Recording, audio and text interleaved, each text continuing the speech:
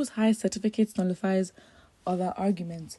Ubani, human rights lawyer and former chairman of the Ikeja branch of the Nigerian Bar Association, Mr. Amanda Ubani, has said that the highest certificate presented by the presidential candidate of the APC, Bola Tinubu, has nullified the issues surrounding his educational qualifications. Ubani, who spoke in an interview with Sunday Telegraph, said that the current Nigeria constitution states that attempting secondary school leaving certificate examination or higher education is the basic education requirement for anybody contesting for the office of the president. Attempting? I may attempt, but I don't pass. Does that mean I can be president? I don't think it makes sense. Attempt is different from you actually going through the process and passing. Attempting, is that how low the bar is? What we should ask Tinubu is if him and his vice are qualified under the current constitutional agreement. If we see that something is missing, then we should bring it forward. The constitution says attempted secondary school certificate, you can even present your first school leaving certificate, and if you show evidence that you have worked in any public office, you can read and write English language, makes you qualify to contest. If you can provide any level certificate that is capable, that is acceptable by the INEC, then you can contest, he said. If a candidate showed evidence of secondary school, attempted secondary school certificate examination, then he or she is qualified. You don't just attempt. If you don't pass, what? So with teenagers trying to get into university, and you just accept because they attempted. If they don't get the required grades, they don't enter university. That's how it works.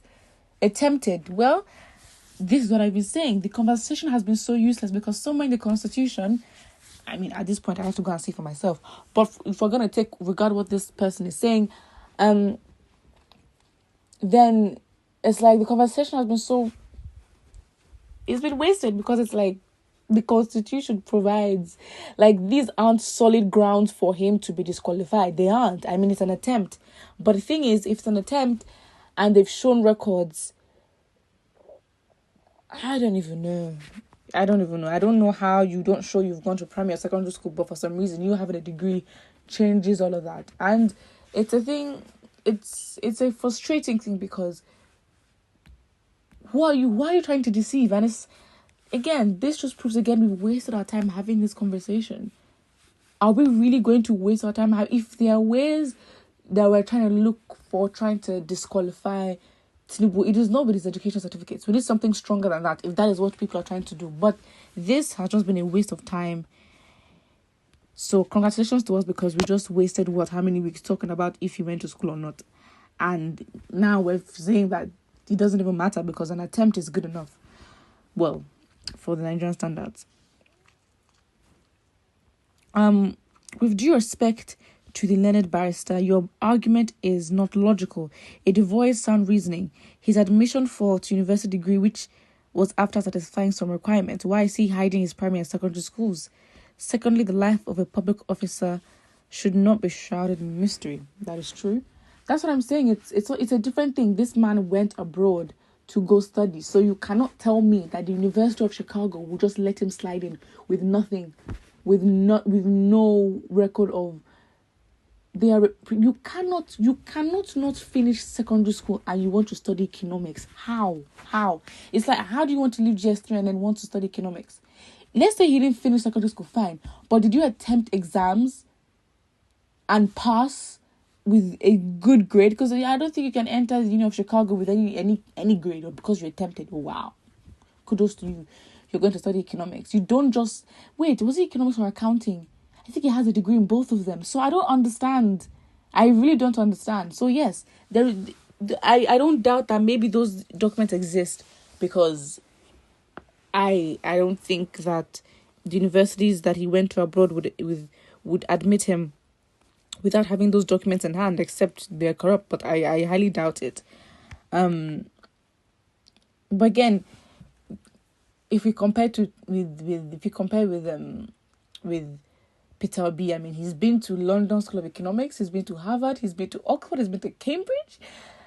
He's been to Harvard. He's been to what was he even to Yale? I mean, he's gone to the top unis in the world that have to do with law, with economics, with history, for business. I mean, so it's like even if we were to find that he went to primary school, secondary school, his educational prowess doesn't really compare to Peter B's. And Peter B, I mean, at the end of the day, you call it shallow, but Peter B, with his education, has got the name, has got the recognition. So they're on different levels. Like, even if we did find, I mean, it doesn't make him better, a much better educational candidate than Peter B. Let's just state the facts.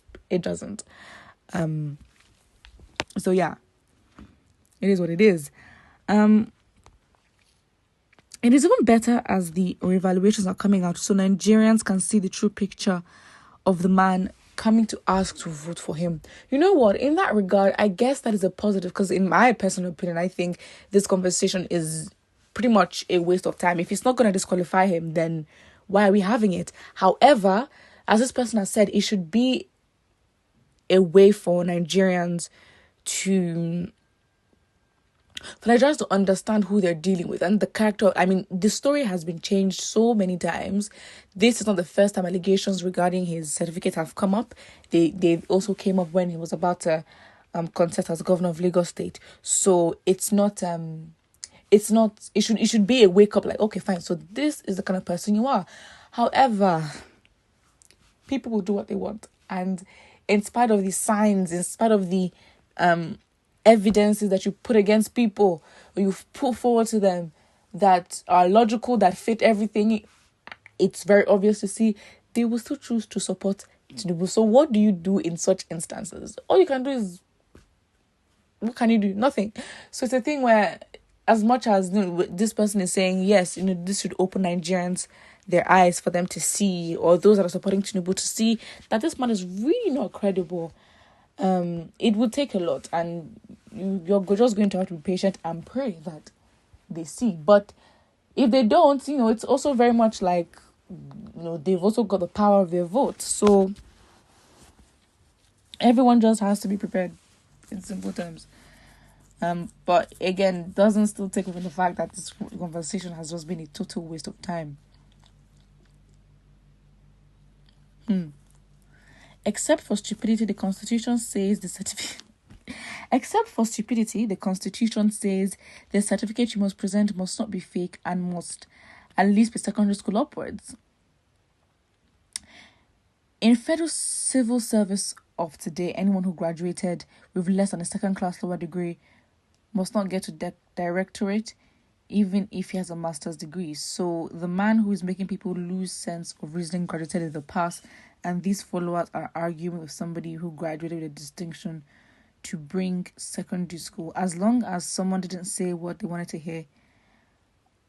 I think this is a very confusing statement, to be honest. That is the angle from the law and not from the moral or public court point of view. Yeah, but we have a right to question the Constitution. Who said I have to follow this? I don't understand. Because in that regard, the Constitution is just failing and lacking, and it needs to change. You cannot tell me I have to attempt. Even those that are graduating from kindergarten to primary one have even more of a strong, solid threshold for them to enter primary one. And again, what are you saying? Schools literally hold children back from going to the next level. So you as a president, we should not let you slide. Of course, there's a problem in the Constitution.